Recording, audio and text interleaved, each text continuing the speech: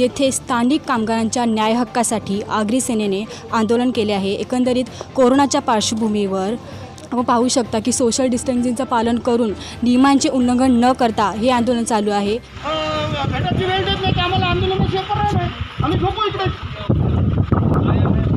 आम्ही इकडे झोपू, दुसरं काय? प्रशासनाने आपल्याला बोलायचं आणि अमूल्यवाल्याने काहीच बोलायचं नाही।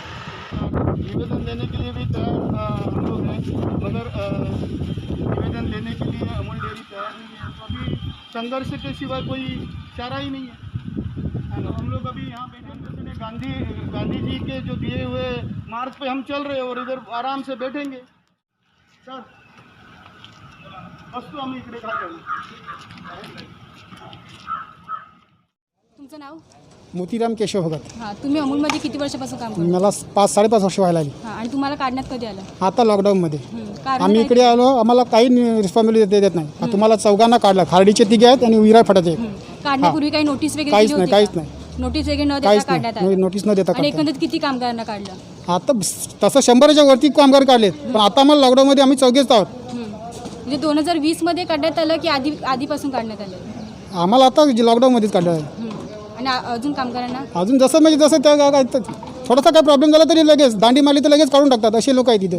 स्थानिक कामगारांनाच काढण्यात येतं की दुसऱ्या कामगार? स्थानिकच आहे तिकडे, बाकीचे येतात ते येतात कामावर, स्थानिकांना लगेच जास्त काय केलं का लगेच काढून टाकतात। काढून टाकतात। तुमचं नाव? आकाश।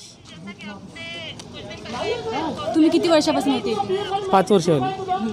मग काढण्यामागचं काही कारण वगैरे दिलं का? कारण काहीच नाही, कारण की जेव्हा आम्ही लॉकडाऊनमध्ये सर्वजण घरी बसले होते त्याच्यानंतर आम्ही जर परत विचारायला गेलो तर आम्हाला कानावर घेणार नाही, आणि ते तुम्हाला सांगते चौघांना कामावर ते काढून बरं कसला बरं इश्यू वगैरे काहीच सांगत नाही, आणि स्वतःहून सांगतात काय म्हणते नाही, सांगते तुम्हाला ते काढून टाका, तुम्ही पगार तर पगार देत नाही, प्लस ना ॲक्च्युली ना कामावून काढण्याचं रिझन पण काही सांगत नाही। रिझन तरी काही सांगितलं पाहिजे ना, का कशावरून कामावून काढता कशावरून नाही, रिझन वगैरे काहीच सांगत नाही, डायरेक्ट कामावर काढून टाकतात। मग या संदर्भात तुम्ही कुठे कुठे तक्रार केली होती? तक्रार मी केली, त्यांच्या आपल्या मॅनेजरकडे केली। मॅनेजरनी सांगितलं की त्यांच्या ती माझा सांगते काय इश्यू नाही, माझी काय तुमच्या भांडणं नाही, सांगते कॉन्टॅक्टर नाही, कॉन्टॅक्टर सांगतो कारण त्याला कंपनीमधून लिस्ट आले, तुमची नावं काढलेत आणि तुम्हाला जायला सांगले। आणि पेमेंट तुम्हाला कॅश होत होता की? पहिलं कॅश द्यायचे, आता बँकेमध्ये केले।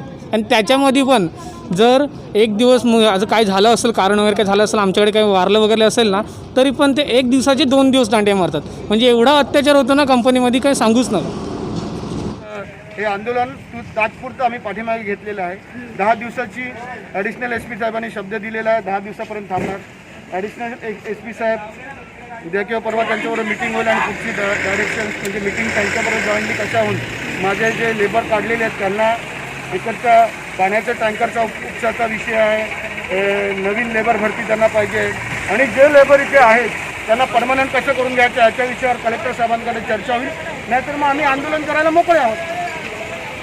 लोकांना न्याय मिळाला नाही तर तिथपर्यंत लास्ट मोमेंटपर्यंत आम्ही लढणार आगरी सेनेच्या माध्यमातून, आणि ह्यांना भूमिपुत्रांना इकडच्या भूमिपुत्रांना योग्य न्याय मिळू जाए। अभी न्यू क्राइटेरिया है, मगर अभी लेबर का न्यू क्राइटेरिया है कि 80% भूमिपुत्र है ना, यहाँ पंचक्रोशी में आजू बाजू के गांव में रहने वाले जो लोग हैं उनको इनको जॉब देना पड़ेगा। अभी कल 4 दिन पहले ही उनका आज का लास्ट डेट था, लेबर के लिए वापस नहीं, उन्होंने एक टेंडर कॉल किया है। यह क्या हो रहा है मैडम, 4000 रुपये वो लेबर कॉन्ट्रैक्टर ले रहा है, हाथ में मेरे जो अनस्किल लेबर है उनके हाथ में 8000 रुपये मिल रहा है। ये क्यों कर रहे हैं मेरे समझ में नहीं आ रहा है। जब ये कोऑपरेटिव चलवल है तो इसमें क्यों ऐसा है कर रहे हैं, क्यों प्रशासन ऐसा मैनेजमेंट ऐसा कर रहा है।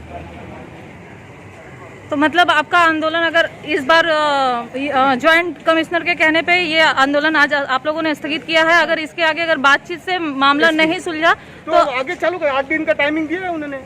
एडिशनल SP साहब ने बोला है कि कोरोना है, पेंडेमिक है, इसलिए हम लोग उनका वर्ड रखा है, करेंगे आगे। Thank you.